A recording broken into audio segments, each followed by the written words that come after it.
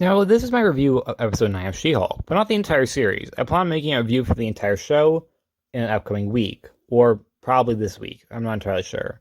So this is more of a quick review like my other episode reviews. This episode is an interesting one, as there's a lot I like, but a lot I didn't. Let's start with the biggest thing, and that is Skaar, who people online are really just going for it. Because he honestly, in my opinion, too, looks horrible. I 100% agree with people who are saying he looks bad because he really does. I think I would have preferred if they showed him in a human form and just have teased him having a Hulk form in a post-credit scene or something. Because I think that would have been much more interesting than just the horrible CGI that was its design. And I'm not even a Skaar fan from the comics. But even I have to agree, he is such a downgrade. Because he really does look just horrible. And now onto something a lot more positive, because I do apologize if you like this design for Skaar. I just really dislike it. So, I have something a little more, less negative. She-Hulk herself, I thought, really became the character from the comics. And that's because the character in the comics can always manipulate the fourth wall, rather than just be able to break it like Deadpool. So instead, I really like that the character was able to rip open the Disney Plus screen. Because in the comics, she did that exact thing with an ad. Overall, I think the character really came into her own in this episode. But there is rumors of a second season, and honestly, I don't know if I want that unless they fix some things. But what I do want is rumors of She-Hulk being a bigger player in the MCU, such as the rumor of her appearing in the next Captain America movie, which I think is a great idea. Not a huge role, but at least not necessarily a cameo, but like maybe 5 minutes of screen time at least. I think that would be great. I also really liked her joke about what she smashes, and that is how she sometimes smashes Matt Murdock. Which, like I said in my last review, I do really hope these two perhaps could be more or less friends with benefits, or perhaps an actual relationship, but I don't see that happening. I see them more of a friends who sometimes hook up, which might be a bit too adult for Disney, but I think it could work. Speaking of which, She-Hulk got her own hallway fight that, while it wasn't as good as Daredevil's, it was still pretty good. And speaking of which, I thought her CGI was weirdly better in this episode.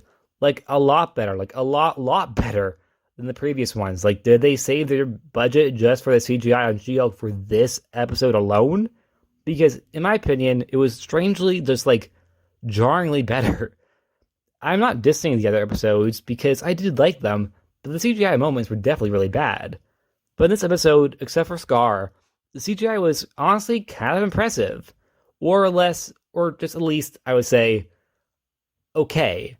But pretty impressive for this show considering some of the other stuff they had on it earlier on. I was also happy to see Wong and Daredevil again. Even though we just saw Daredevil last week, I was still happy to see him again here. I think She-Hulk, Wong, and Daredevil are probably my favorite characters from this show. And I hope She-Hulk teams up with both of them again sometime. And I really like seeing Wong on his own. I mean, he did appear in Shang-Chi, but in a very small role. But I like the idea that the character can stand without Doctor Strange.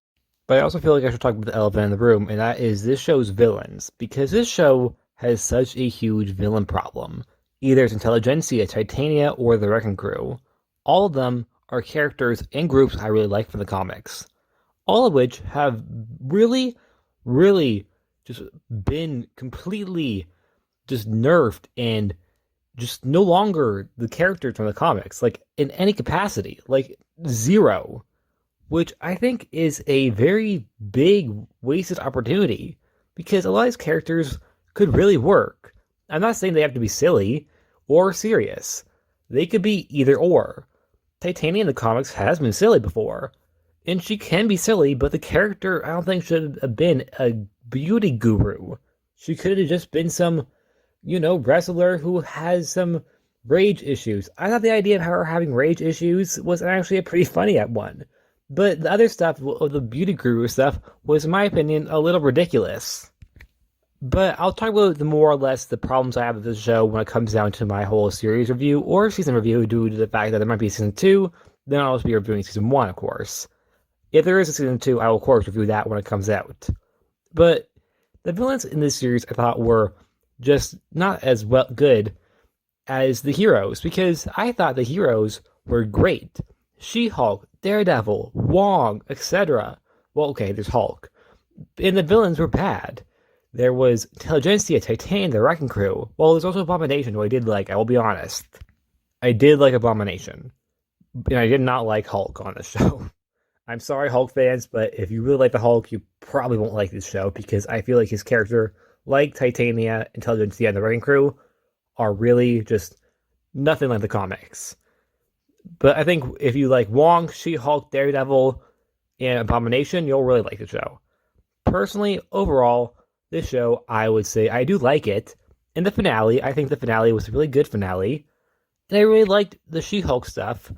I really liked the Daredevil stuff. So, She-Hulk, that's how it ends. It ended the way it lived. And overall, I think the show is pretty good. I wouldn't say it's as bad as a lot of people are saying it is. It's, in my opinion, not as good as the comics, but definitely has its moments, but definitely also has moments where it's really bad. And that's it. Like always, please like, subscribe, and see you guys next time. Bye.